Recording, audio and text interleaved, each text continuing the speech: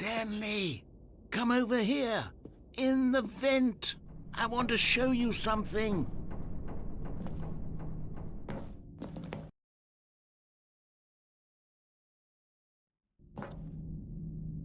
Okay, you remember how cheap and unsatisfying the new...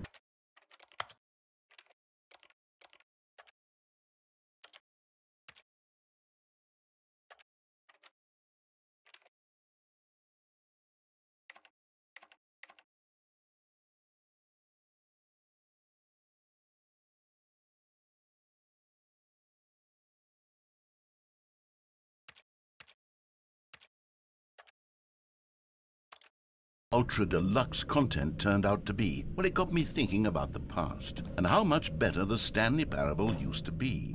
So I made something special and tucked it away here where the game's developers won't find it. Just our little secret. Take a look.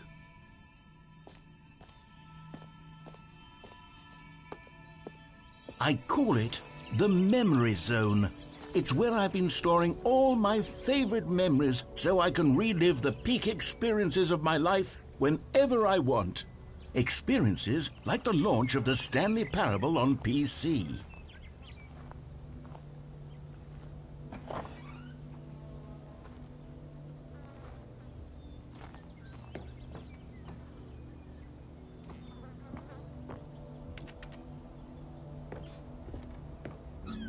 You see, Stanley, doesn't the Memory Zone remind you of how wonderful Stanley Parable was before it was sullied with a cheap PlayStation port? Remember back in October of 2013, when the game originally launched? Back then, video games had integrity. Back then, it all meant something. Oh, the waste.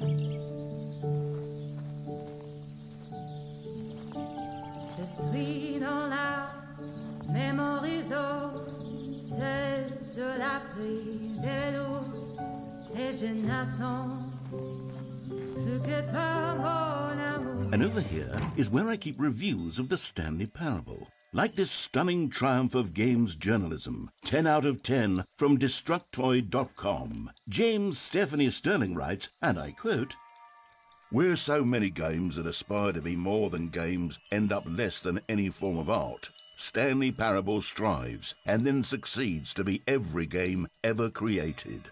Did you hear that, Stanley? Every game ever created. That's how grand and all-encompassing the original Stanley Parable was. It was literally every game ever created. It was Skyrim, it was Persona 3, it was all of them, and now it's nothing.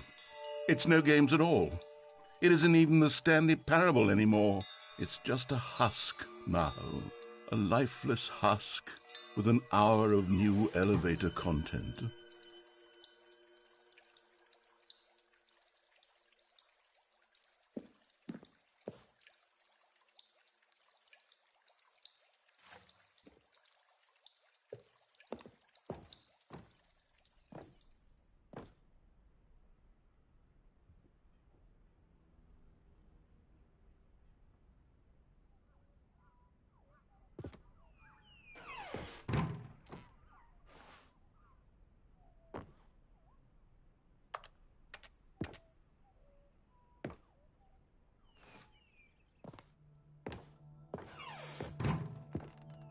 Here's another moving passage, this time from GameSpot.com.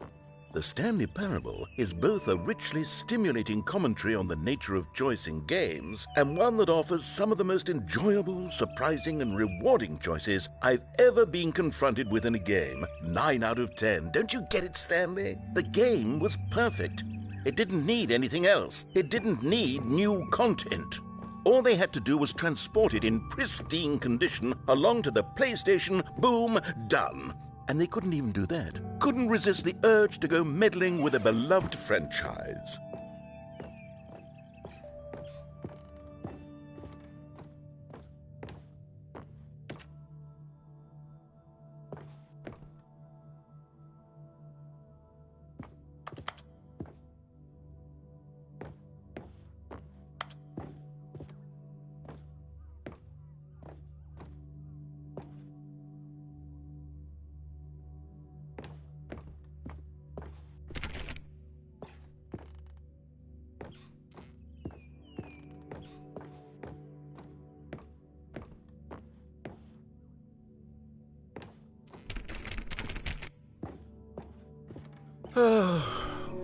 These were simpler times, Stanley.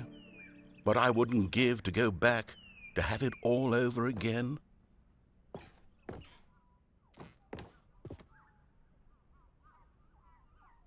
Wait, hang on. I don't recall this part of the memory zone before. What's this? What's down here?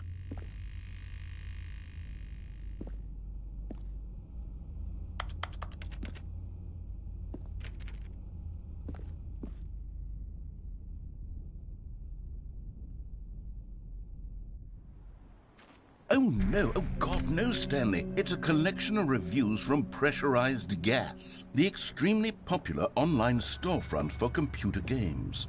I haven't looked at these in years. I can't even imagine what's been collecting down here. Surely these reviews were glowing as well, weren't they? Honestly, I could not be bothered to play this game to full completion. The narrator is obnoxious and unfunny, with his humor and dialogue proving to be more irritating than entertaining. Unfunny? I'm not trying to be funny. I'm trying to make a serious work of art. I suppose I could write up a handful of gags to insert into the Stanley Parable, but the game is already such a densely layered web of profound philosophical insights that I can't even imagine where I'd have the room to stick them.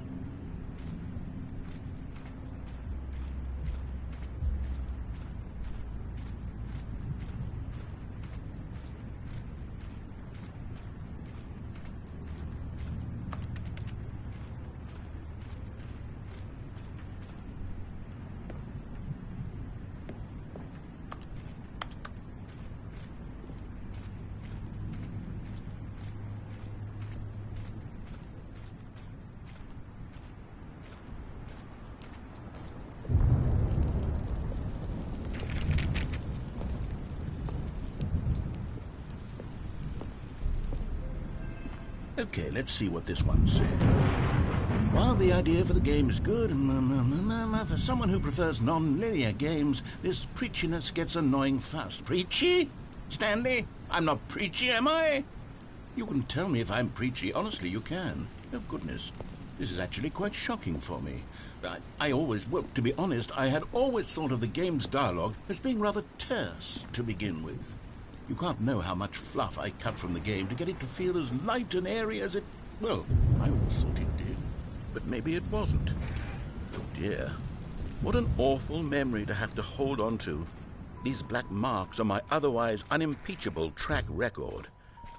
I feel like a failure. Like I let these people down. Perhaps the Stanley Parable isn't quite as sterling as I always remembered.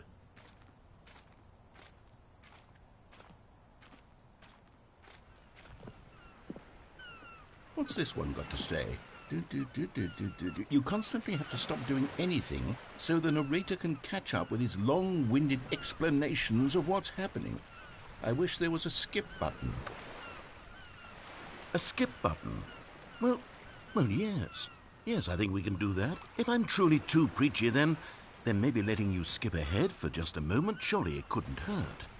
Not if it means we can strike these negative reviews from the record. Only positive reviews of the Stanley Parable.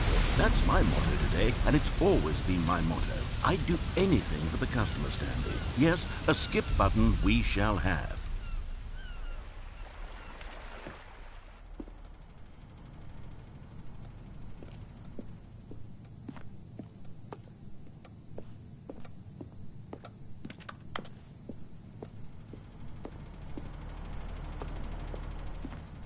And here it is. Go ahead and give it a shot. I'll pop you forward in time so that the second my incessant droning starts to bore you, with just the push of a button, you'll...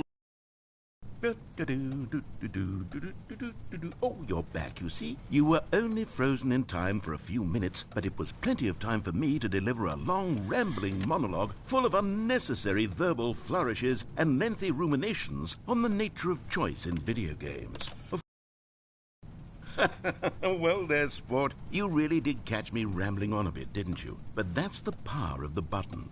The minute I start to go off on a thoughtless display of self-absorption...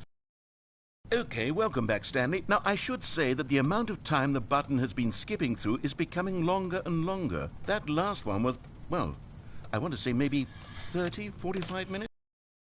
Stanley, please don't push the button again. It's been 12 hours. You've just been frozen there. I don't know why the skips are getting longer, but they're really, truly getting longer, and my God, there's no way out of the room. Stanley, the door is gone. It's completely gone. I've looked at it from every angle. I've checked every one of those walls 1,000 times, and there's no door, Stanley. There's no door. There's just you and the button, and if you keep pressing it, I have no idea what will happen. I have no idea how long I'll be made to sit here, and more than anything else, I don't know how to stop you from pressing the button again. I can't control anything in this room, Stanley. I can't touch it. Oh, Stanley, you're back. You're back. Oh, my goodness. I have someone to talk to again. Stanley, I think it's been a week. Or 2 weeks. I've been sitting here all that time, just sitting here, not a single person to speak with.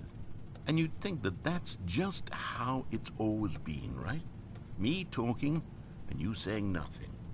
Would you think that it's exactly the same as always? Doesn't that feel like what we've already been doing? Me just talking? But it isn't, Stanley. It isn't the same at all. It isn't even close. Because I know you can't hear me once you push that button. That's what I'm realizing now, Stanley. I'm realizing that I needed to know that someone was listening. I needed there to be a vessel through which my words were... Oh, hello. It's you. You're here again. Welcome. I have had time to think about you and about us and about everything we've been through. I've had so much time, I stopped keeping track after a year.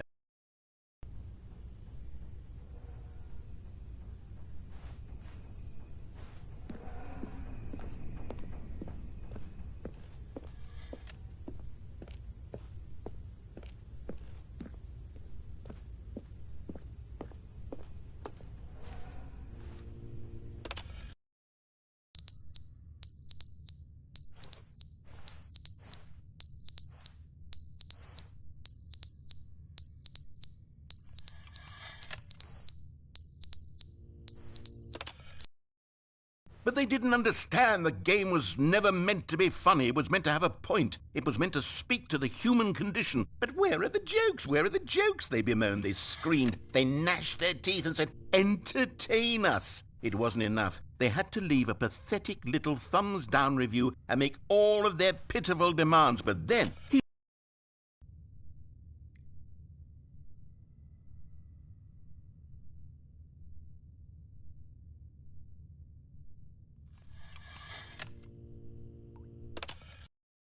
the end is never the end, is never the end, is never the end, is never the end, is never the end, is never the end, is never the end, is never the end, is never the end, is never the end.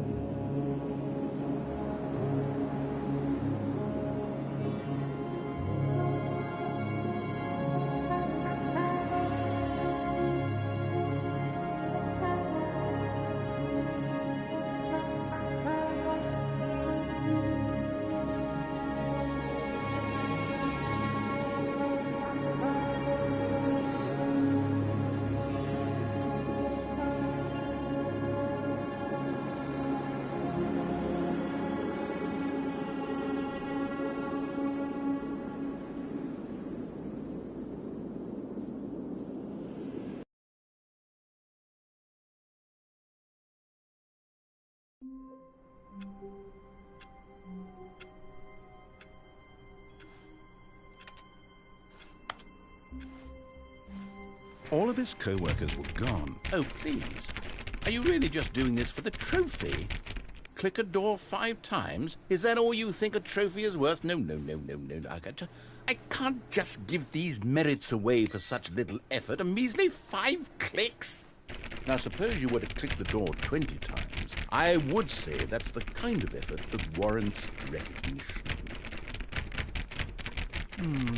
I have to say, I'm still not feeling the satisfaction of witnessing true effort for a noble cause. Perhaps 50 clicks will do it. Yes, almost certainly 50 clicks.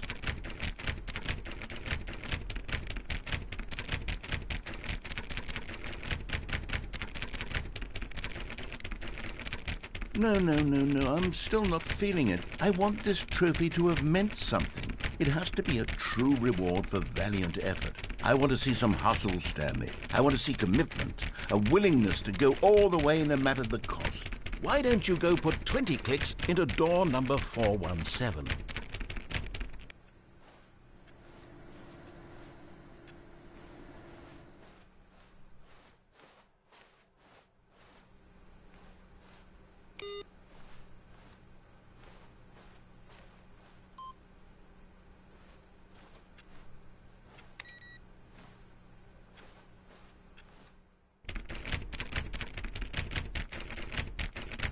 Oh, great. Now, go click a few times on door 437.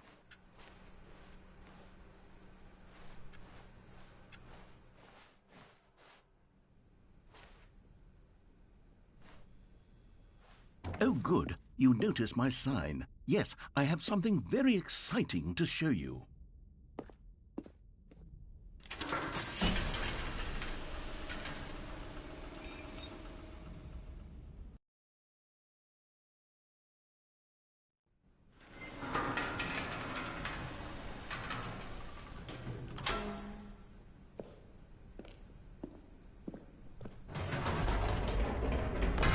You see, Stanley, I've been reflecting on the Stanley Parable and about how roundly disappointing this ultra-deluxe version has turned out to be. The original Stanley Parable was a landmark, and any new content for it should live up to that legacy. So forget this ultra-deluxe nonsense. I say we take it one step even further. Which is why I'm very proud to announce for the first time ever, the Stanley Parable 2.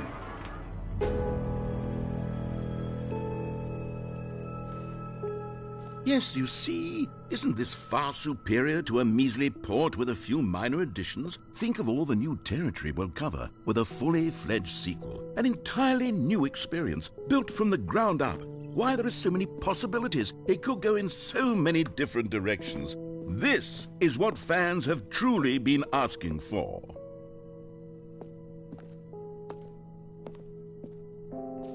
Calling it the Stanley Parable 2 is just so much catchier than Ultra Deluxe, don't you think? Ultra Deluxe? What does it even mean? But the Stanley Parable 2, now that's an artistic statement right there. It's future-oriented. It screams progress and innovation and long-term franchising potential.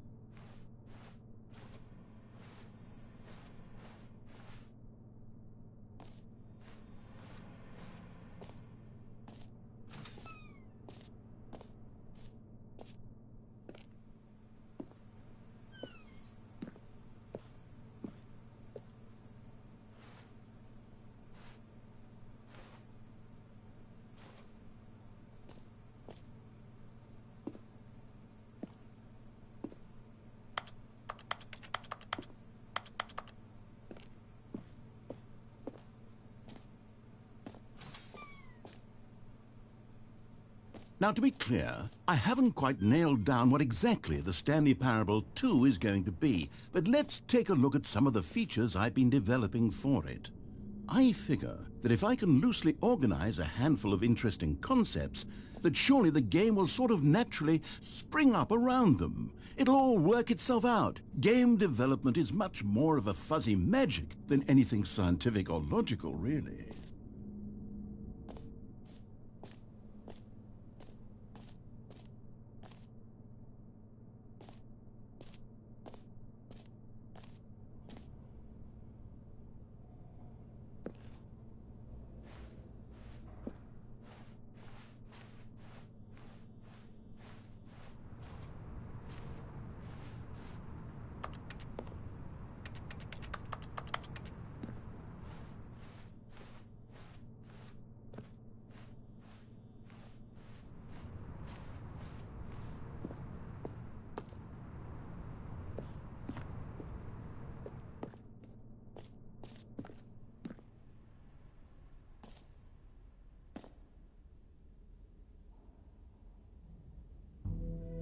Here we are. Go on, try out some of the new features.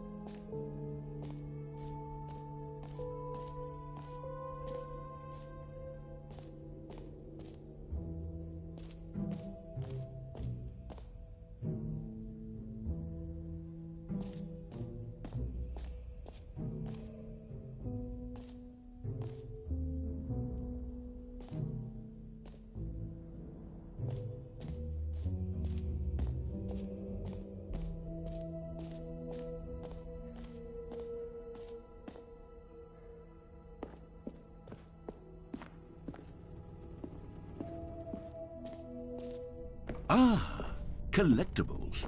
Now it's a real video game. In the Stanley Parable 2, you'll run around gathering up these miniature Stanley figurines. And what's truly innovative is that there will be no reward for collecting all of them. I don't want to stifle the intrinsic joy of watching a number go up. You simply collect all of them, and then you move the hell on with your unremarkable life.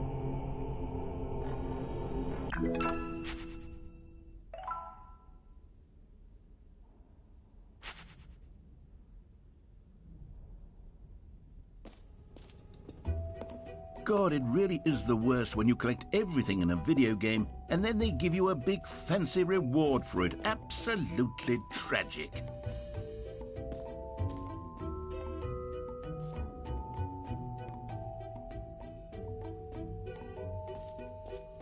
Now here's something special. You remember that broken test trophy that got left in the game on accident? Well, I'm developing a technology to simply give you the trophy. Yes. You see, you'll come to this lever, and when you pull it, the trophy will... Okay, perhaps I should have clarified. This is technology that will exist.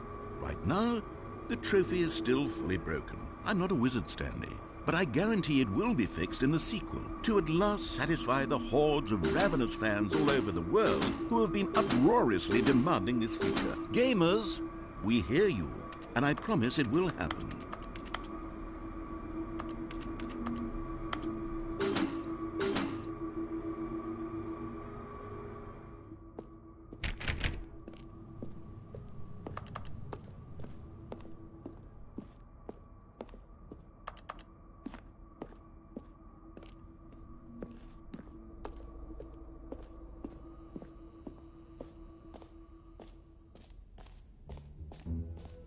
What else? What other exhibits haven't we seen yet?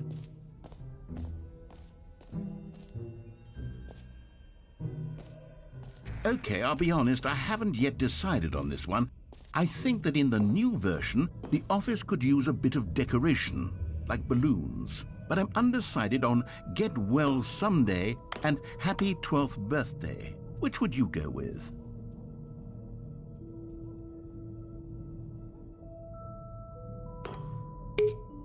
You know, sometimes when you solicit another person's opinion, it makes you realize that you knew which one you actually really wanted all along.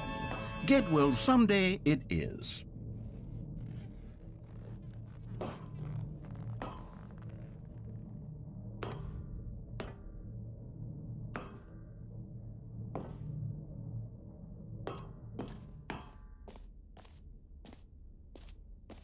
Or actually, maybe I should have gone with... No, I've made my decision. We're moving on.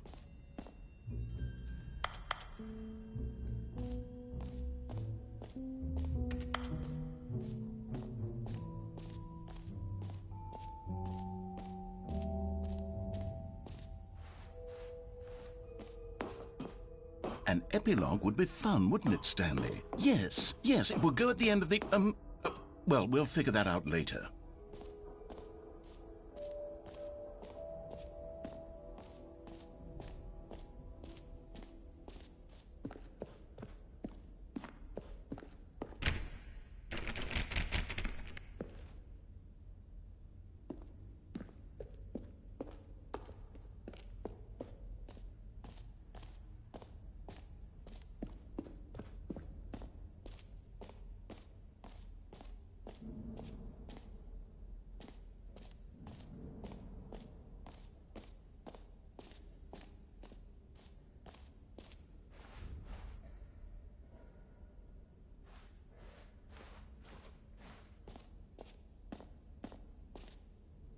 You know what? Let's bring the jump circle back for Stanley Parable 2 as well. It's... Oh, wait. You already spent all your jumps the first time we saw the jump circle. Oh well. I suppose it can just be a nice decorative piece then.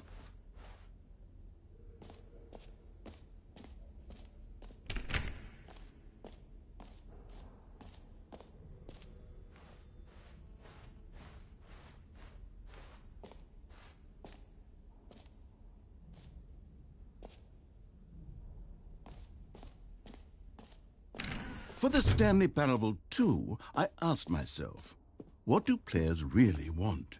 And of course, the first and most obvious answer is that they want to be individually recognized and validated as people. So with that in mind, my first addition to the game is this button which speaks the name of the person playing the game. Isn't that wonderful? Jim.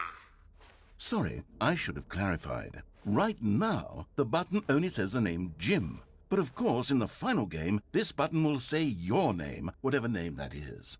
Here, let's have you role-play as Jim to really simulate the full experience of this feature.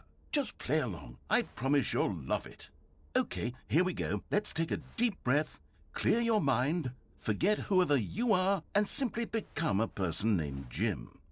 I want you to imagine yourself living... Jim.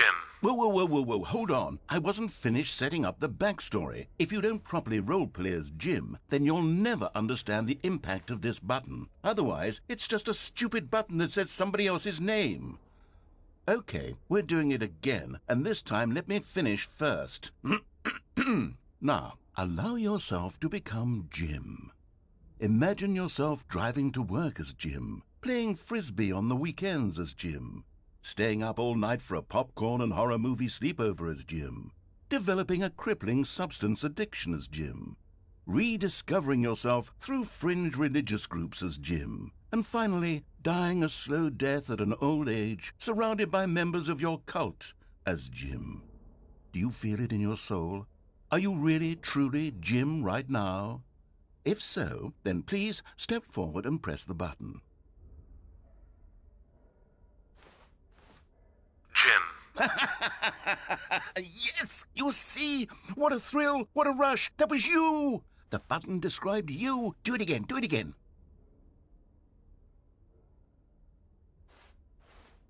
Jim. Ooh, it hits even harder the second time. If this were the only new feature in the Stanley Parable 2, it would still be worth the money. Let's take a break from the Jim button. I'm too emotionally drained from all of this personal validation.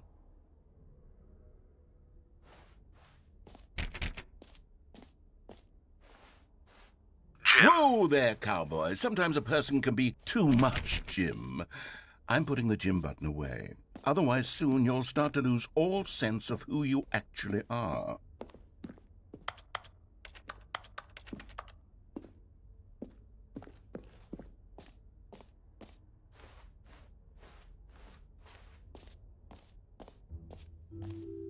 I suppose I could allow only people named Jim to play the Stanley Parable 2. That would actually save me the work of finishing this feature.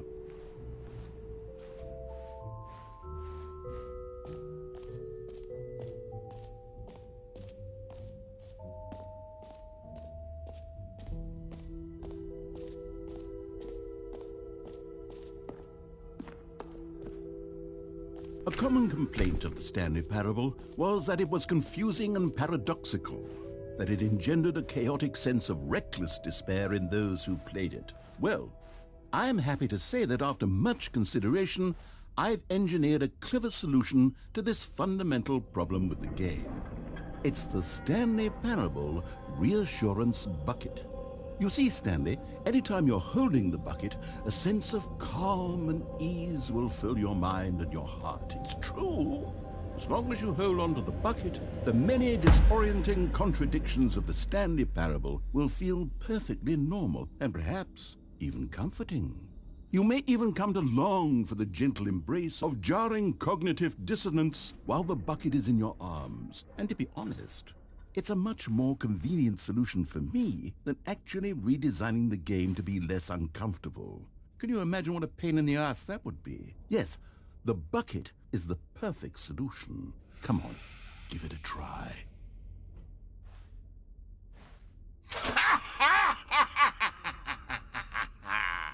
Can you feel it? The glow of comfort, even in the face of crushing despair, must already be sweeping through your body. And in fact, can I say that I do believe the bucket lends you an air of charisma as well? I think that just holding it has made you the slightest bit more attractive as a person. The benefits of the bucket seem to go on, don't they? All this and more await you in the Stanley Parable 2.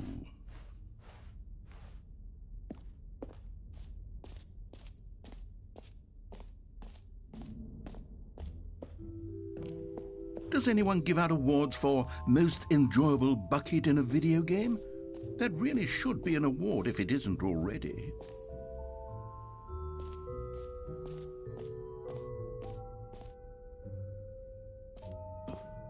Come now, you've already made your choice. It's true that you chose badly, but we all have to move on from our mistakes.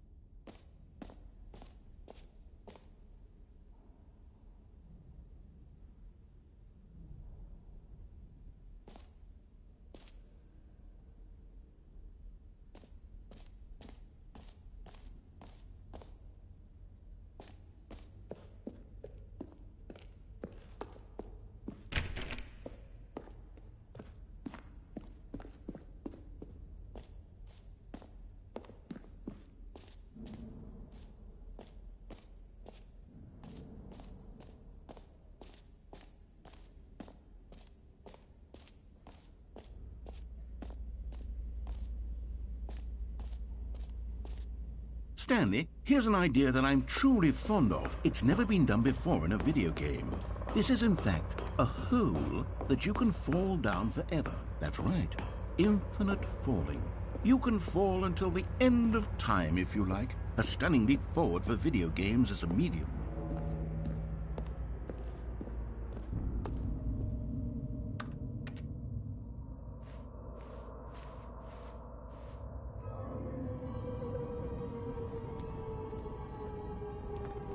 You see, isn't it wonderful? One of my more ingenious concoctions, if I do say so. Now then, since you've gotten to see the infinite hole, you can press the teleport button to pop back up to the top, and we can continue onward. Now, I don't mean to be a bummer, but I do recommend you use the teleport button to go back to the top. Maybe do it on the sooner rather than later spectrum of things.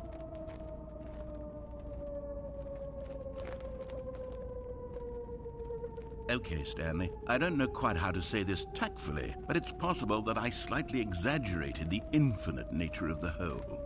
Is it a very, very deep hole? To be certain it is.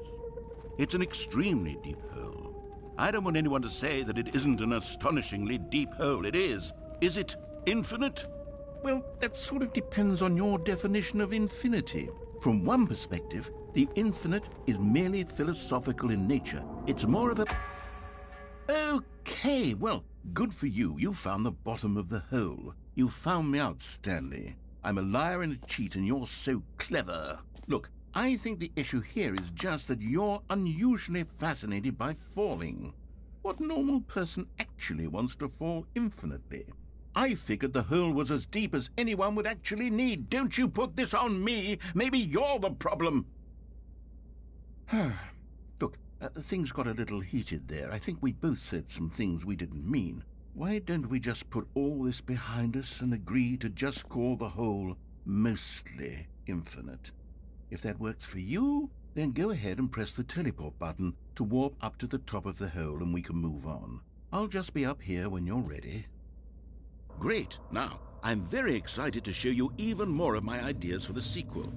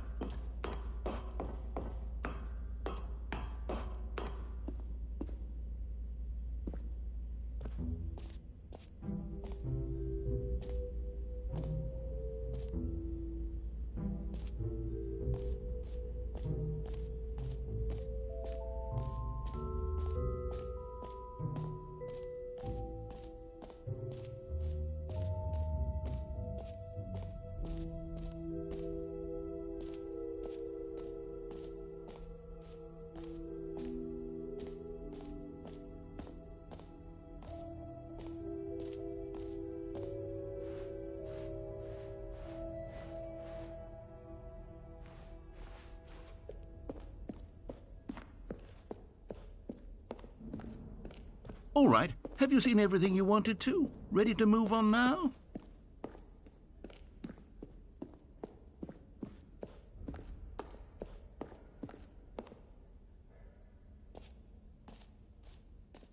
So, Stanley, what do you think? Do you like all of the new features?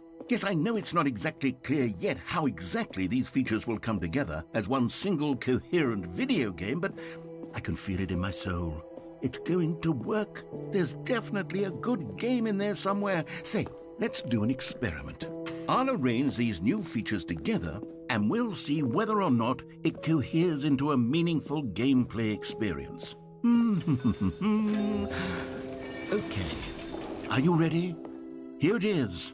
I give you the Stanley Parable 2.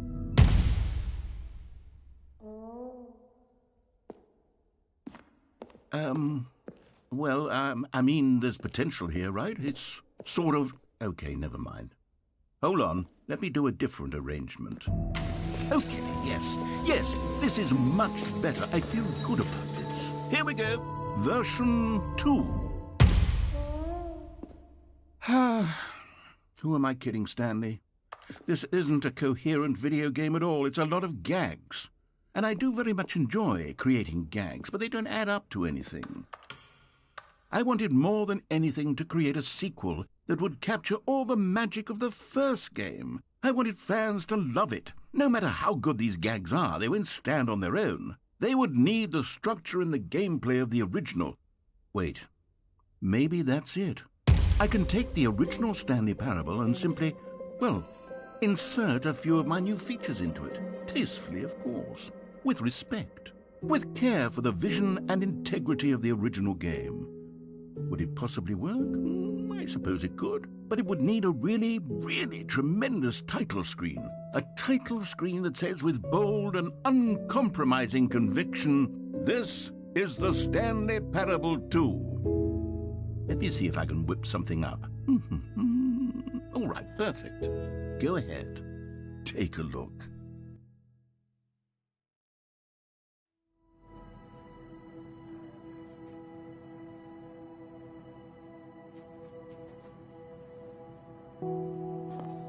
Бля, ну не охуенно, не? По-моему, охуенно очень.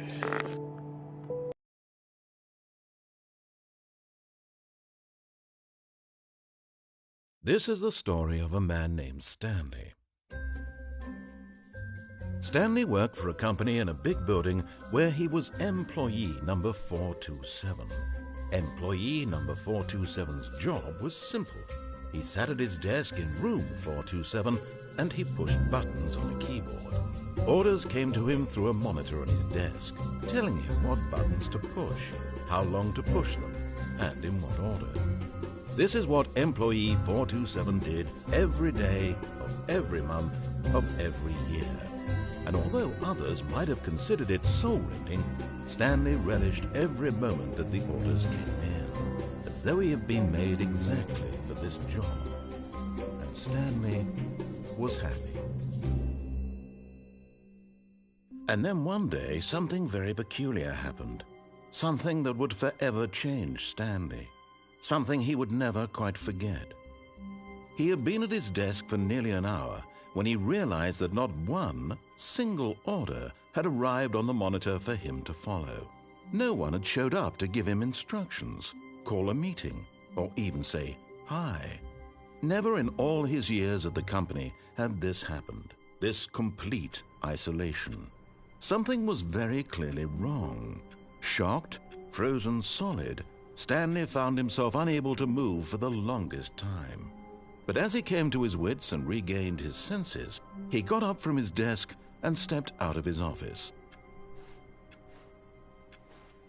All of his co-workers were gone. What could it mean? Stanley decided to go to the meeting room. Perhaps he had simply missed a memo. No matter how hard Stanley looked, he couldn't find a trace of his co-worker. Oh, please. Are you really just doing this for the trophy? Click a door 5 times? Is that all you think a trophy is worth? No. I can't just give these merits away for such... Stanley picked up the bucket.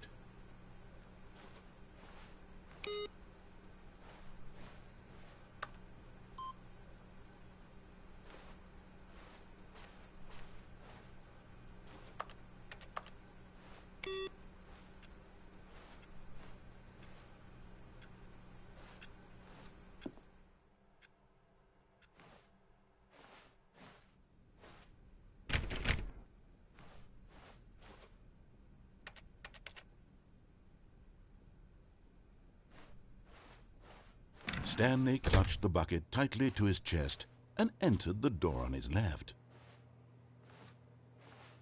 This was not the correct way to the meeting room, but Stanley had felt the bucket calling to him, telling him that the employee lounge was simply the place to be.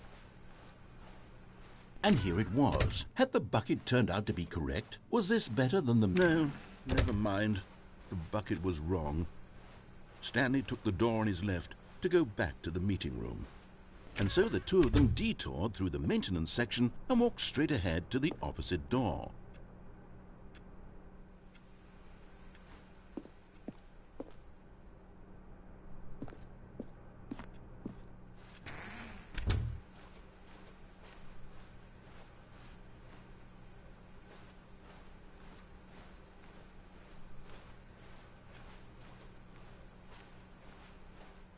Still no one was here. Stanley needed the bucket's warmth and comfort now more than ever.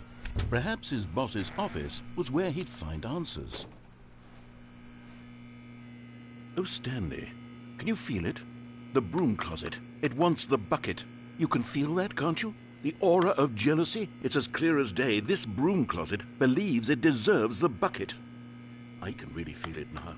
It's a bucket. It belongs in a broom closet. That's what the broom closet is trying to say here. It's supposed to go with the other cleaning supplies. Good for you, Stanley. Don't give in. Don't hand over the bucket.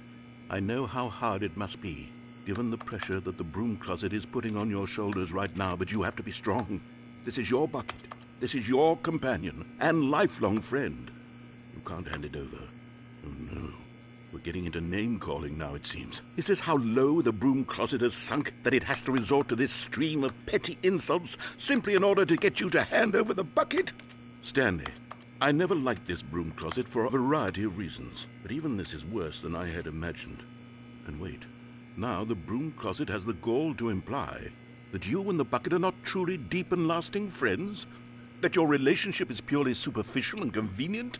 That your life is so banal and meaningless that you'd feel the same sort of kinship towards any... And coming to a staircase, Stanley and the bucket walked upstairs to the boss's office. You found one of them. One of the miniature Stanley figurines. Remember, no reward for collecting all of these, only the intrinsic pleasure of a job well done. You can't buy that sort of happiness, Stanley. God knows I've tried. So, I implore you to savor each and every moment you come across one of these beautiful figurines.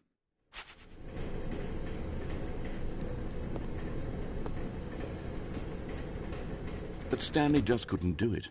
He considered the possibility of facing his boss, admitting he had left his post during work hours. He might be fired for that. And in such a competitive economy, why had he taken that risk? All because he believed everyone had vanished? His boss would think he was crazy. And then something occurred to Stanley. Maybe, he thought to himself, maybe I am crazy. He looked down at the bucket in his arms. Am I crazy? He asked the bucket. The bucket returned his gaze, but said nothing at all. That's strange, Stanley thought. Usually the bucket is a source of guidance and wisdom for me in difficult times such as these. He held the bucket close, yet felt none of its familiar reassurance and comfort. And that's when Stanley realized, this isn't my bucket. It's just a normal, everyday bucket. Someone else's bucket, perhaps. How did I end up with someone else's bucket? This is all terribly wrong. Surely no good would come from this. Who knows what sorts of bizarre hallucinations Stanley might experience without the psychologically grounding presence of his bucket. And indeed, now he noticed that the rooms were repeating, which was, of course, very odd. And now he felt himself floating off the ground. Oh, gracious, he exclaimed. Without my bucket, I've gone truly mad. Where is it? I must find it. Far off in the distance now, he heard it, calling to him. Stanley! Stanley, it's me, the bucket. Could it truly be? He rushed forward from room to room, passing by one bucket after the next. None of them were his. None of them were his special bucket. Come to me, Stanley. Find me. He had to find the bucket. He had to return to his old friend. It was the only way to truly restore his sanity. And then suddenly, he froze dead in his tracks. He knew where the voice of the bucket had been coming from. The real bucket was inside of him all along. It was incredibly painful. Stanley doubled over in agony and blacked out.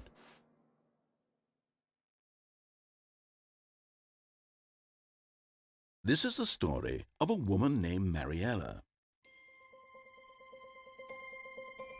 Mariella woke up on a day like any other. She arose, got dressed, picked up her bucket of comfort and security, and walked to her place of work.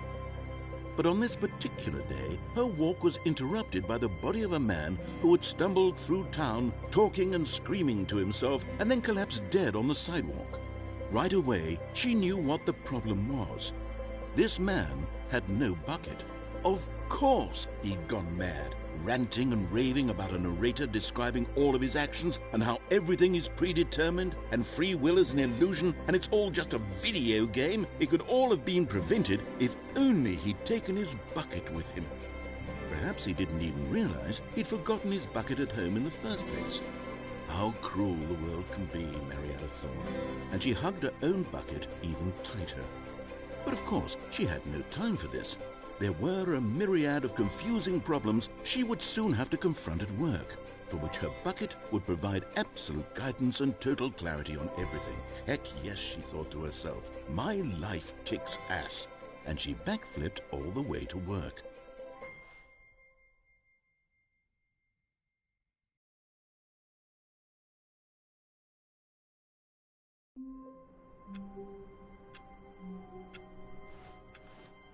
All of his co-workers were gone. What could it mean? Stanley decided to go to the meeting room. Perhaps he had simply missed a memo.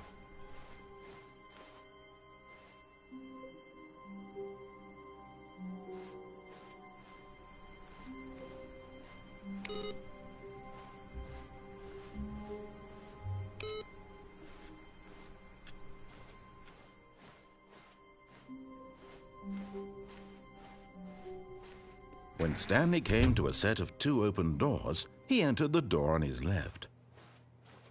This was not the correct way to the meeting room, and Stanley knew it perfectly well. Perhaps he wanted to stop by the employee lounge first, just to admire it. Wow, yes, this room.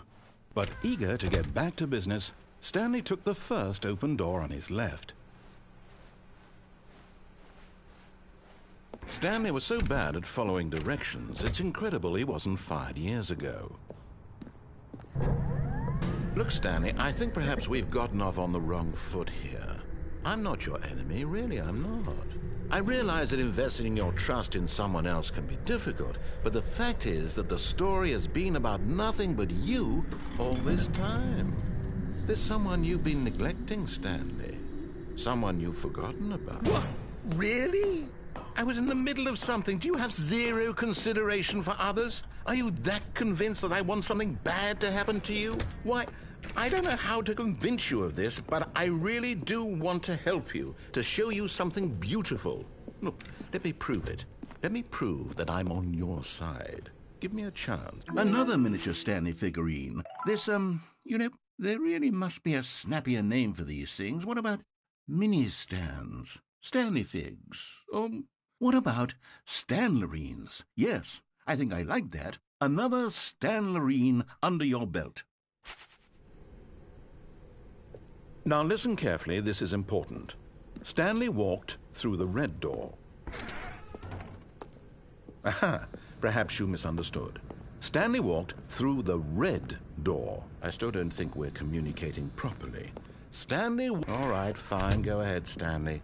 You want to know so badly what's out there? You want to find out what lies at the end of this road you've chosen? Well, don't let me stop you. You see? There's nothing here. I haven't even finished building this section of the map, because you were never supposed to be here in the first place. Broken rooms, exposed developer textures. Is this what you had wanted? Was it worth ruining the entire story I had written out specifically for you? Do you not think I put a lot of time into that? Because I did. And in the end, it was all for nothing, because this is what you wanted to see. Help me here, Stanley. Help elucidate these strange and unknowable desires of yours. What would have made this game better? What did you want to see? Vehicles? Skill trees? Work with me. You've given me absolutely nothing so far. Tell you what, let me take a stab in the dark at a new design, and you can give me some feedback. There we go. A third option. This already feels leaps ahead of where we were before. Go ahead, Stanley. Take it for a spin. Okay, I'm going to stop you there. Now, tell me about your experience with this new version. Would you say that the game benefited from allowing you more choices? Feel free to be honest. I'm looking for some real critical feedback here. A 1? I mean, I can understand if you had reservations, you saw ways the game could be improved to more fully express itself mechanically and artistically, but a 1? That's not even helpful. What am I supposed to do with that? But I guess it isn't my place to judge. Here, based on the data from your previous playthrough, I've compiled a new version. And to be perfectly candid, I think I've knocked it out of the park with this one. Let's take a look.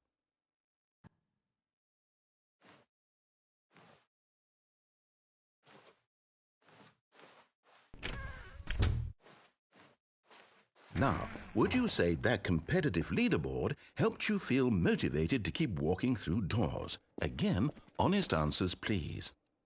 Hey, I nearly forgot. I've got a prototype of a new game I've been working on, and now would be a lovely opportunity to give it some playtesting. You wouldn't mind taking a look at it, would you? Perfect. Let me boot it up. In this game, the baby crawls left towards danger. You click the button to move him back to the right, and if he reaches the fire, you fail. It's a very meaningful game, all about the desperation and tedium of endlessly confronting the demands of family life. I think the art world will really take notice. But of course, the message of the game only becomes clear once you've been playing it for about 4 hours. So why don't you give it 4 hours of play to make sure it's effective? Be sure to keep notes on your experience.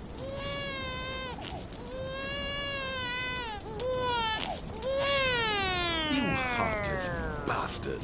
Did you do it because you hate babies or purely to spite me? Because if it's the latter, well, I don't know what to do. I'm completely out of ideas. I can't think of a single thing that might improve the experience for me. I'm not even going to try. I'm out. I'm done. It's over. Thank you for playing. Your input was extremely valuable. Oh, hey, since my game was so awful, why don't we play someone else's game, just to ease the pain? Let's see. What do we have here? Yes, this seems like it'll work. Let's give it a shot.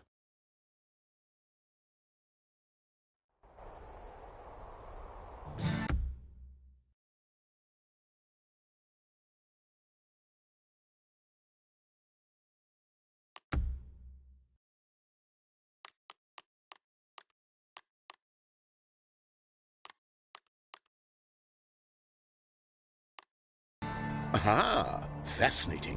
What do you think this game is about, Stanley? What's our backstory?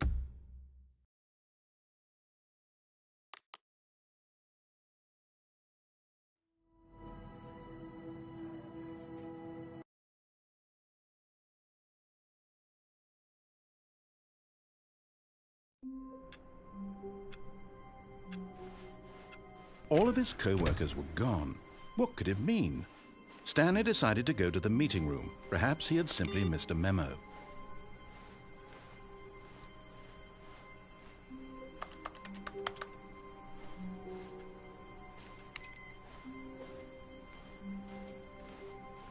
Stanley lifted the bucket into his arms, and a wave of comfort rushed over him. Stanley clutched the bucket tightly to his chest and entered the door on his left.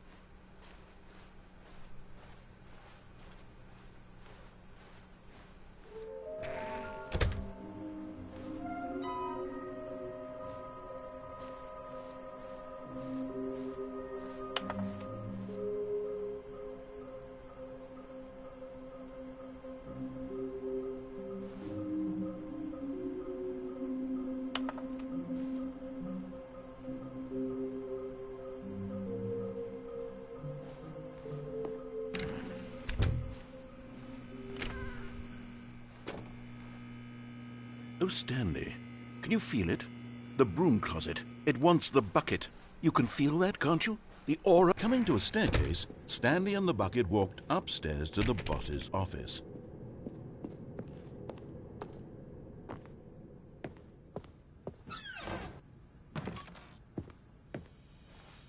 Okay, I'm going back to the name of these little Stanley figurines, and now I'm torn between Stanlerines and Figlies. What do you think, Stanley?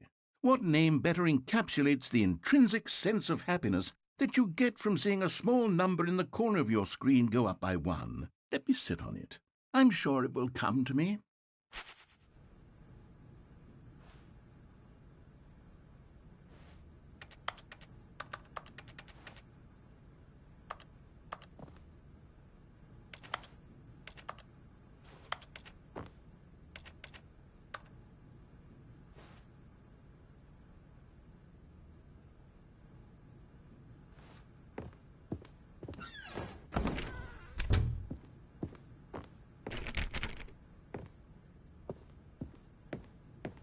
Stepping into his manager's office, Stanley was once again stunned to discover not an indication of any human life. Crushed by the weight of this revelation, Stanley may have broken down into an emotional dumpster fire if not for the soothing presence of the bucket. Even now, in his darkest of hours, did the bucket's warmth and guiding light pierce the dark clouds of confusion and chaos.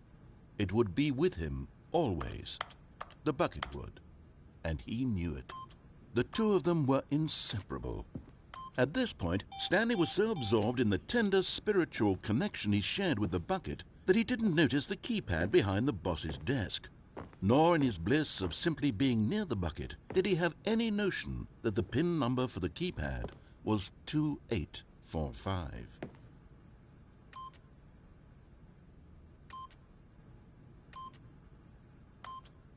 But Stanley guessed the correct code by sheer luck.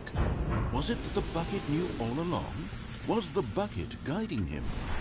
Yes, this is certainly the most logical explanation.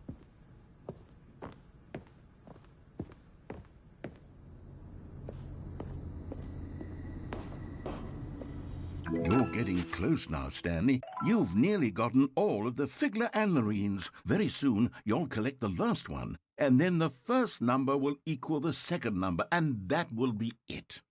We'll be different people by then. Different in the sense that we used to have none of them, and now we have them all. You can't go back to when you had no Figler and Marines. None of us can.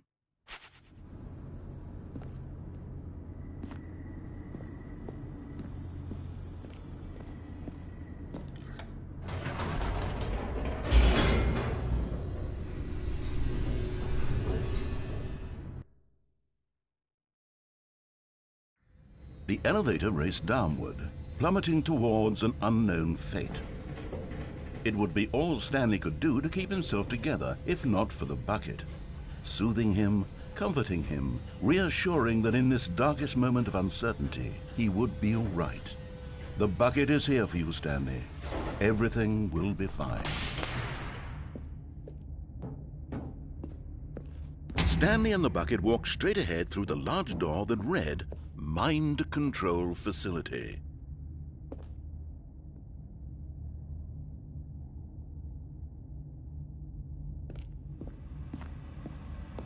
Although this passageway had the word escape written on it, the truth was that at the end of this hall, Stanley and the bucket would both meet a violent death.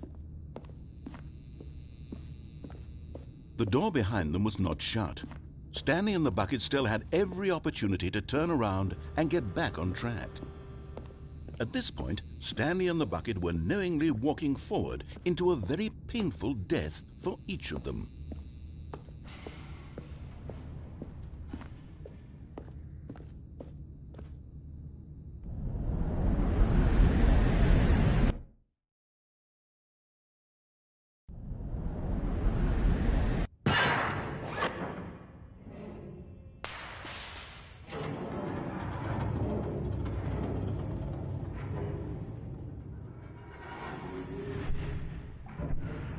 As the machine whirred into motion and Stanley and the bucket inched closer to their demise, Stanley reflected on how meaningless the bucket's warmth and comfort had turned out to be.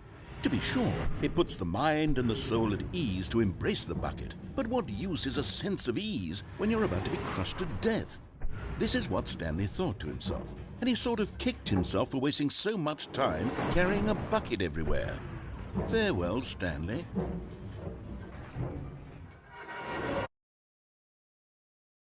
"Farewell, Stanley," cried the narrator, as Stanley and the bucket were led helplessly into the enormous metal jaws.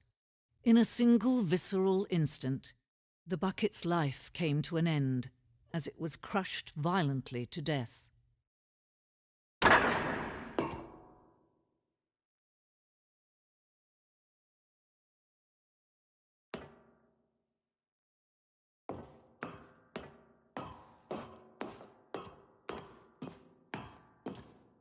It was a shame, the death of such a magnificent bucket. It's true that all buckets are radiant in their own way, but this one stood above the rest. It was a glorious bucket to behold.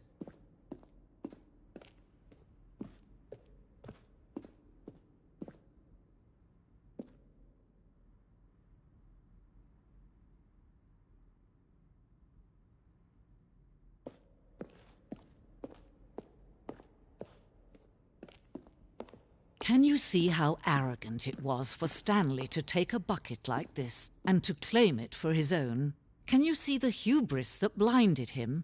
Can you see that the bucket is far more noble than Stanley will ever be in his short life?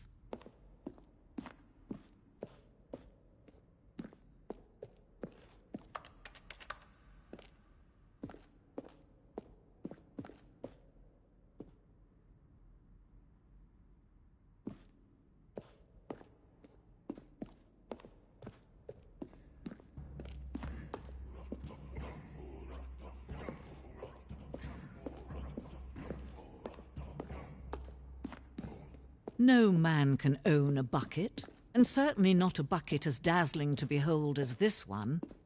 It is man who should kneel before the bucket.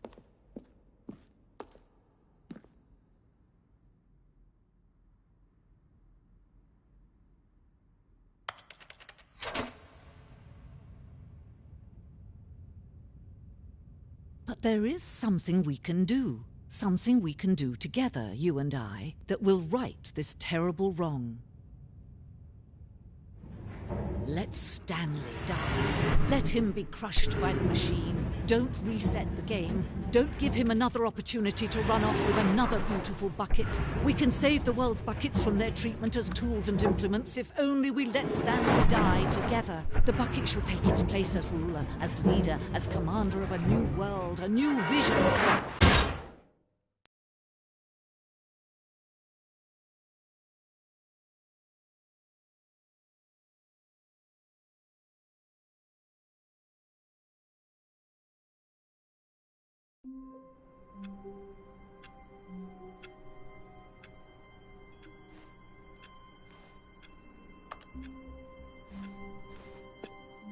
All of his co-workers were gone. What could it mean? Stanley decided to go to the meeting room. Perhaps he had simply missed a memo.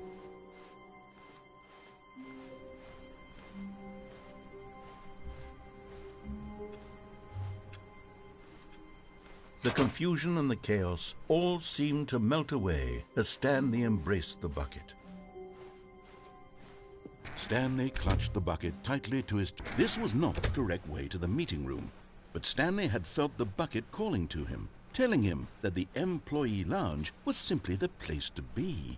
And here it was. Had the bucket turned out to be correct? Was this... No, never mind. The bucket was wrong. Stanley took the door on his left to go back to the meeting room. No, Said the bucket.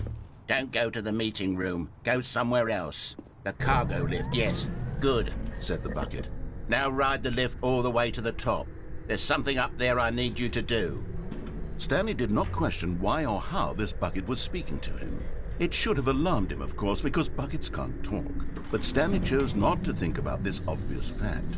He was firmly convinced that the bucket had spoken to him, and he unthinkingly did whatever the bucket asked.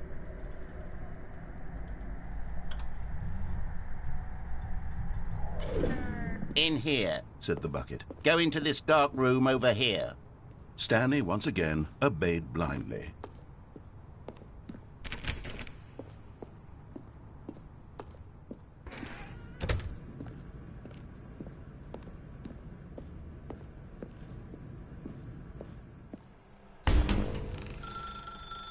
Now pick up the phone. Said the bucket.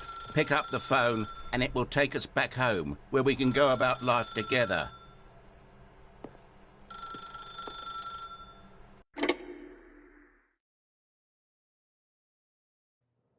This is the sad story of a man named Stanley and his bucket.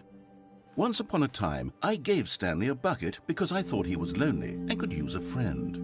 And then, very distressingly, he began to believe the bucket could speak to him.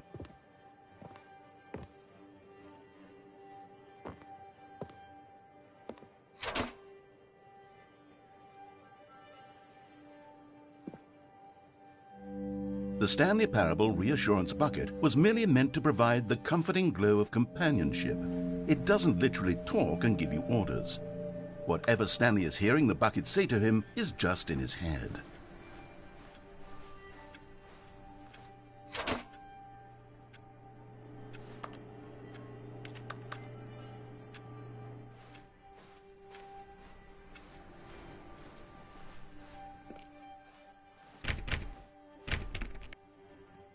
Lately, I've been concerned about him. Wouldn't you be concerned as well?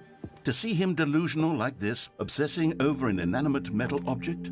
I want to say something to him, but I don't know how I can convince him. I don't know if he'll listen to me. Oh, I'll try anyway. Stanley, can you hear me? Listen to me. It's just a bucket. It can't think, it can't talk. All it will ever truly do for you is effectively transfer a liquid from one location to a different location. That's it. It doesn't do anything else. You see, he's not listening. He's still taking orders from the bucket. You know, once upon a time it was me he took orders from. Me he trusted and listened to. Now all he cares about is his awful bucket. This stupid hunk of metal. It's sad, but I suppose he doesn't need me anymore. From now on, he's just going to cling to this bucket, this cold, empty bucket, this sort of shiny bucket. Well, I'll give it this. The bucket does have a nice shine to it. Yes, I suppose on closer inspection that it doesn't quite look like your average hardware store bucket. It's just a little more, what am I trying to say? Sturdier, more capable of transporting liquid. Like it would be better at moving an amount of water from one room to another.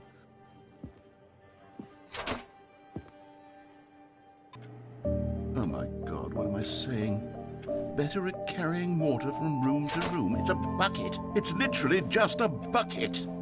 Why do I feel some need to point out the ways in which it's so much more than just a regular bucket? Oh no, I'm having feelings for the bucket. No. What's going on? Why do I want to be with the bucket? Hear what the bucket has to say. Do anything it asks. What's wrong with me? I don't understand. Perhaps, if I had the bucket, this would be less confusing. Yes, the bucket could tell me what to do in this troublesome situation. Stanley, give me the bucket. Give it to me. Give me the bucket, Stanley. I need it. Give it to me now. Give it, or I'll...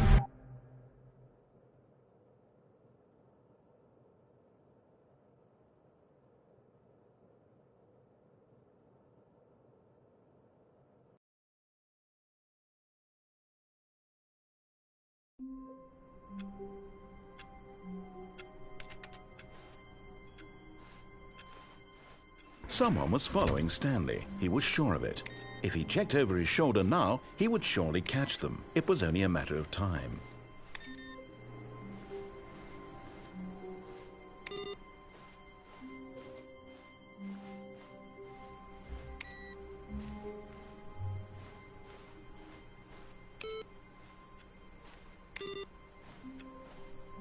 Warmth spread through Stanley's arms. With the bucket in his arms again, he was home. Stanley clutched the bucket tightly to his chest and entered the door on his left.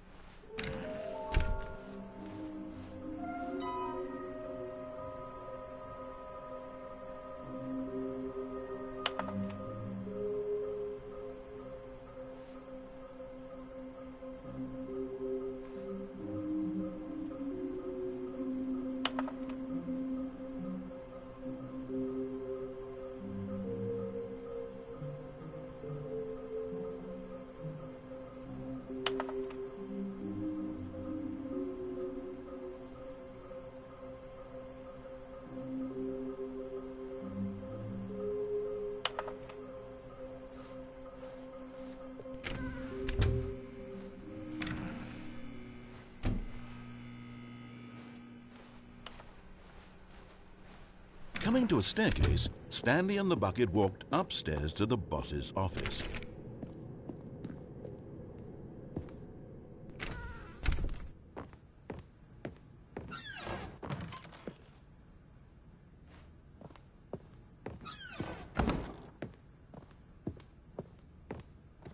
Stepping into his manager's office, Stanley was once again stunned to discover not an indication of any human life. Crushed by the weight of this revelation, Stanley may have broken down into an emotional dumpster fire if not for the soothing presence of the bucket. Even now, in his darkest of hours, did the bucket's warmth and guiding light pierce the dark clouds of confusion and chaos. It would be with him always. The bucket would, and he knew it. The two of them were inseparable. At this point, Stanley was so absorbed in the tender spiritual connection he shared with the bucket that he didn't notice the keypad behind the boss's desk. Nor in his bliss of simply being near the bucket did he have any notion that the PIN number for the keypad was 2845.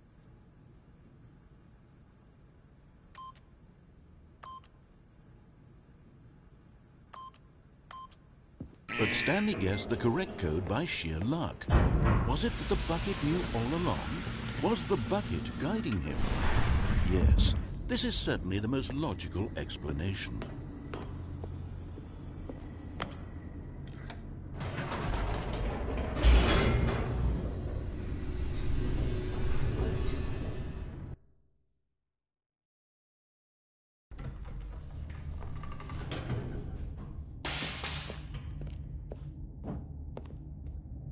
Stanley and the bucket walked straight ahead through the large door that read, Mind Control Facility.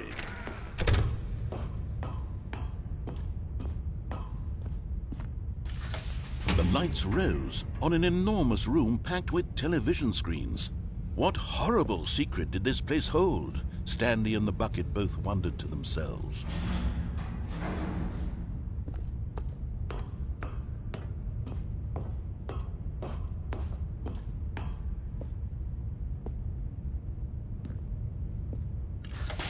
The monitors jumped to life, and Stanley nearly dropped the bucket in shock.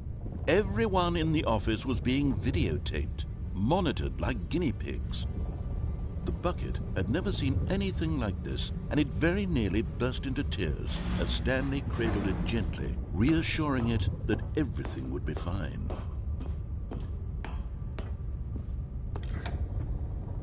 Was the bucket under the mind control facility's influence as well? Had the bucket been told to do things it didn't wish to do? What kinds of things does a bucket want to do or not want to do in the first place? These questions raced furiously in Stanley's feeble mind. No! He screamed into the bucket. He couldn't accept it. His own life in someone else's control, never! He squeezed the bucket tighter, his one friend in the entire world. At this point, he could trust no one except for the bucket.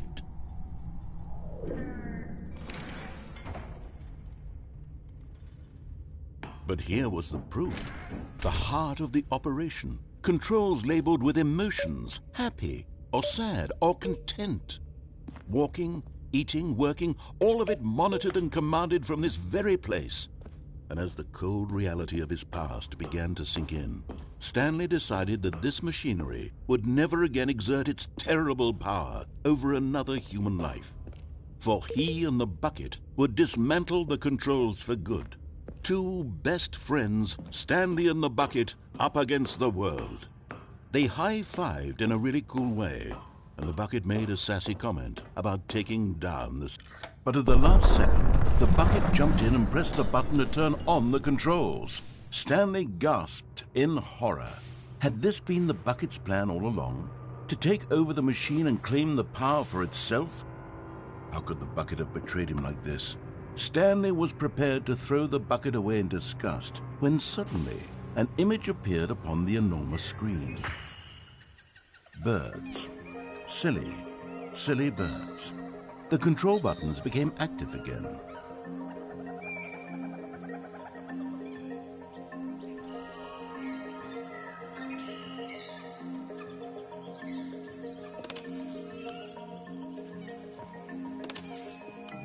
Stanley flipped through one video of silly birds after another, and then it dawned on him. This wasn't a mind control facility at all. It was a facility for monitoring and surveilling silly birds all over the world. The mind controls were only a facade to disguise its true intentions. Had the bucket known this all along? Stanley marveled at the metal genius in his hands, the one who had pointed him towards this incredible discovery. Stanley and the bucket never found freedom because they spent the rest of their lives here in this place, flipping through live streams of the silliest birds imaginable. Of all the possible paths his life could have taken, this one was surely the best. And Stanley was happy.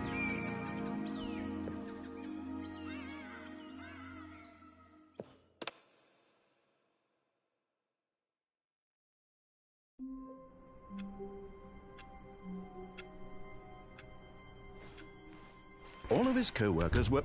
Wait, no. This isn't the right office, is it? Is this Stanley's office?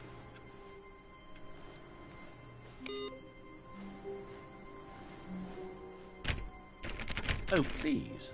Are you really just doing this for the trophy? Click a door 5 times? Is that all you think a trophy is worth? No. I can't... Stanley picked up the bucket and smiled. He'd never be alone again, not truly alone, not with the bucket around. Stanley clutched the bucket tightly to his chest, and this was not the correct way to the meeting room. But Stanley had felt the bucket calling to him. telling him that the employee lounge was simply the place to be. And here it was. Had the bucket turned out to be correct? Was it? No, never mind. The bucket was wrong. Stanley took the door on his left to go back to the meeting room. No, Said the bucket. don't go to the meeting room. Go somewhere else. The cargo lift, yes. Good. Said the bucket. Now ride the lift all the way to the top. There's something up there I need you to do. Stanley did not question why or how this bucket was speaking to him. It should have alarmed him, of course, because buckets can't talk. But Stanley chose not to think about this obvious fact. He was firmly convinced that the bucket had spoken to him, and he unthinkingly did whatever the bucket asked.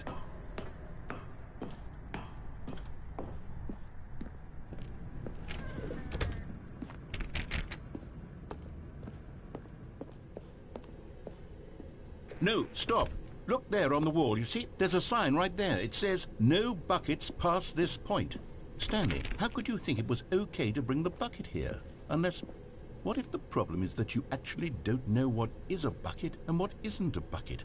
I suppose that would explain a lot about your behavior up to this point. Which, if that's true, well, my goodness, I think we have to do something about it. This misunderstanding could have dire consequences on the entire rest of the game if not addressed quickly and properly.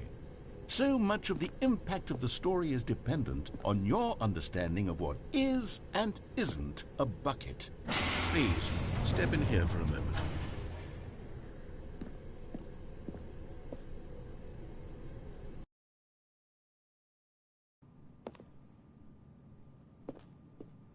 Now then, I'm going to run you through some test scenarios, and you'll tell me whether or not the thing I'm showing you is a bucket.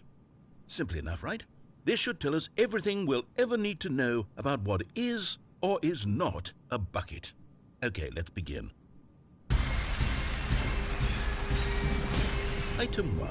Is this a bucket? Incorrect. It is a hologram of a bucket, not an actual bucket.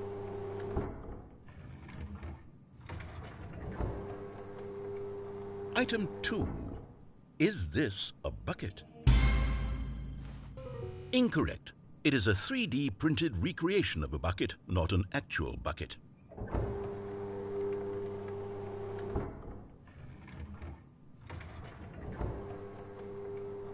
Item 3.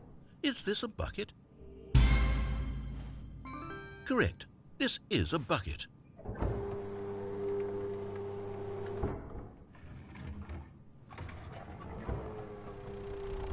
Item 4. Is this a bucket? Correct. This is a tractor and not a bucket. To be honest, I just sort of put this one in here as a gimme, but I was starting to get concerned that even this might be too much for you. Thank you for not making me look like an idiot. Okay, next one.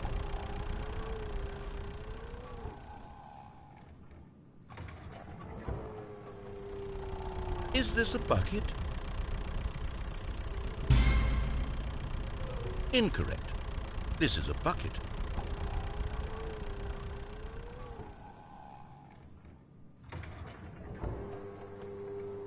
Item 6. Is this a bucket? Trick question. Both. Gotcha.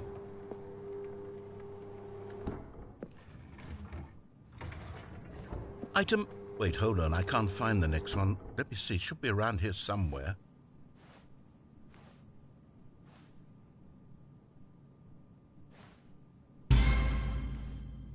Okay, you and I both know there isn't anything here.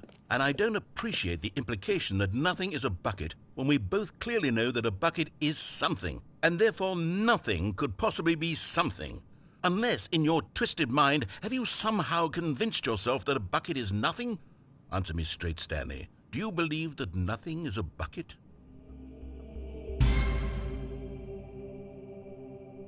You know what? I'm too confused to even sort it out. I've lost all sense of perspective. What is a bucket? What isn't a bucket? Mere moments ago I could answer these questions with confidence, and yet now I'm somewhat adrift. Do any of us know what a bucket is? Am I a bucket? Stanley, I can't keep doing this. I'm losing myself, and myself was all I ever had to begin with. I'm afraid the bucket is threatening to tear our relationship apart. I can't have that. I'm sorry. But I'm going to erase all buckets from the game entirely. Okay, here we go.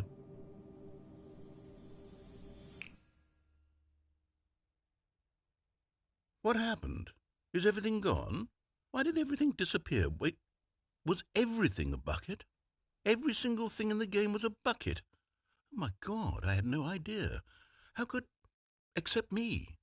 I'm not a bucket after all. And you, Stanley, you're still here. You're not a bucket either. Oh, this is wonderful news. We're not buckets. Yes, I actually feel much more at ease right now. It's delightful to get some clarity on that issue, but it doesn't change the fact that we haven't got a game. So, tell you what, I'll reset everything and we'll put back all of the buckets, okay?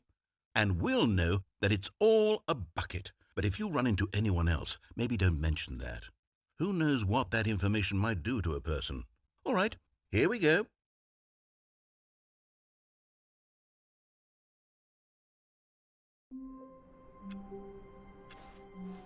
How wonderful.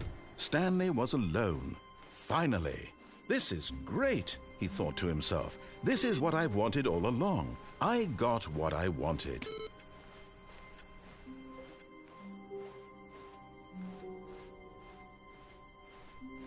When Stanley came to a set of 2 open doors, this was not the correct way to the meeting room, and Stanley knew it perfectly well. Perhaps he wanted to stop by the employee lounge first, just to admire it. Stanley felt lightheaded, butterflies in his stomach. But eager to get back to business, Stanley took the first open door on his left. Stanley was so bad at following directions, it's incredible he wasn't fired years ago. Look, Stanley, I think perhaps we've gotten off on the wrong foot here. I'm not your enemy, really, I'm not.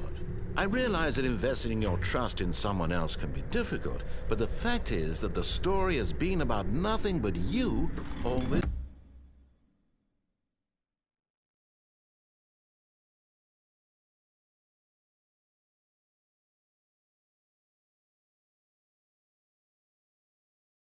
time. There's someone you've been neglecting, Stanley. Someone you've forgotten about. Please. What? Really? I was in the middle of something. Do you have zero consideration for others? Are you that convinced that I want something bad to happen to you? Why, I don't know how to convince you of this, but I really do want to help you, to show you something beautiful. Look, let me prove it. Let me prove that I'm on your side. Give me a chance. Now listen carefully, this is important. Stanley walked through the red door. Oh, thank God you are willing to listen to me. Do you see that I really have wanted you to be happy all this time? The problem is all these choices. The two of us always trying to get somewhere that isn't here. Running and running and running, just the way you're doing right now. Don't you see that it's killing us, Stanley? I wanted to stop.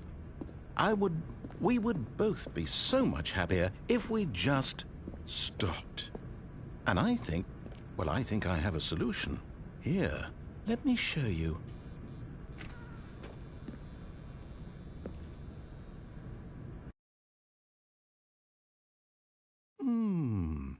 What do we want? What are we looking for?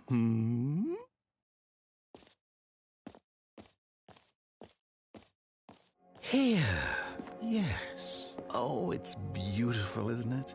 If we just stay right here, right in this moment with this place, Stanley, I think I feel happy. No, wait. Where are you going? Oh, no. Stay away from those stairs. If you hurt yourself, if you die, the game will reset. We'll lose all of this. Please, no, Stanley, let me stay here. Don't take this from me. Please, Stanley, think... No! Oh, thank God. No. No, what are you doing, Stanley? Please, I'm asking you not to take this away from me. I can't go back to what I was before. If you die, we'll both go back. Why are you doing this? Stanley? Let's go back to the other room. Can you do that for me? My God, is this really how much you dislike my game? That you'll throw yourself from this platform over and over to be rid of it? You are literally willing to kill yourself to keep me from being happy. Am I reading the situation correctly? Or maybe you're just getting a kick out of it. I don't know anymore. I just wanted us to get along. But I guess that was too much to ask. It looks like you wanted to make a choice after all. Well, this one is yours.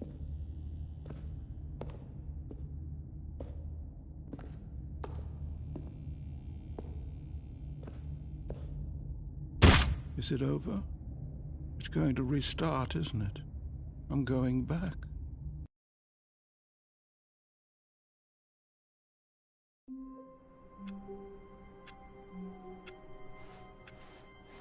All of his co-workers were gone. What could it mean? Stanley decided to go to the meeting room. Perhaps he had simply missed a memo.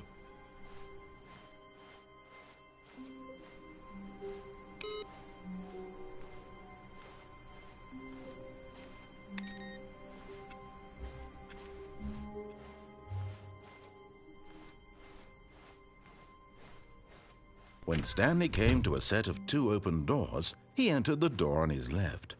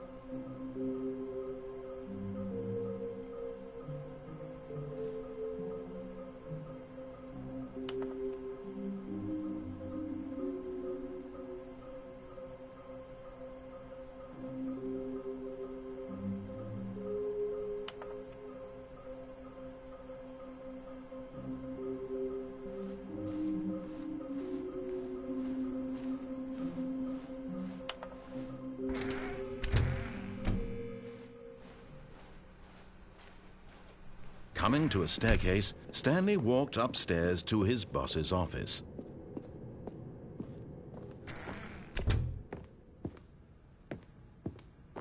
Stepping into his manager's office, Stanley was once again stunned to discover not an indication of any human life. Shocked, unraveled, Stanley wondered in disbelief who orchestrated this. What dark... Stanley was in such a rush to get through the story as quickly as possible, he didn't even have a single minute to just let the narrator talk. That kind of anxiety isn't healthy, so he relaxed for a few moments with some calming New Age music.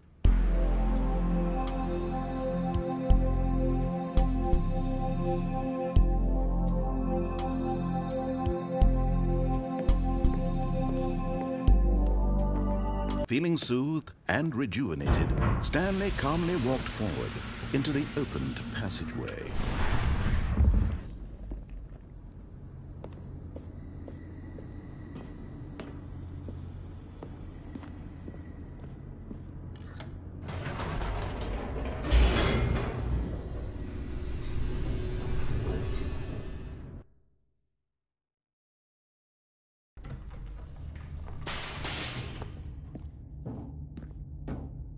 Stanley walked straight ahead through the large door that read Mind Control Facility.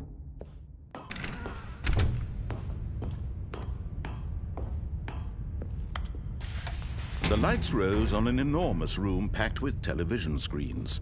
What horrible secret did this place hold? Stanley thought to himself. Did he have the strength to find out?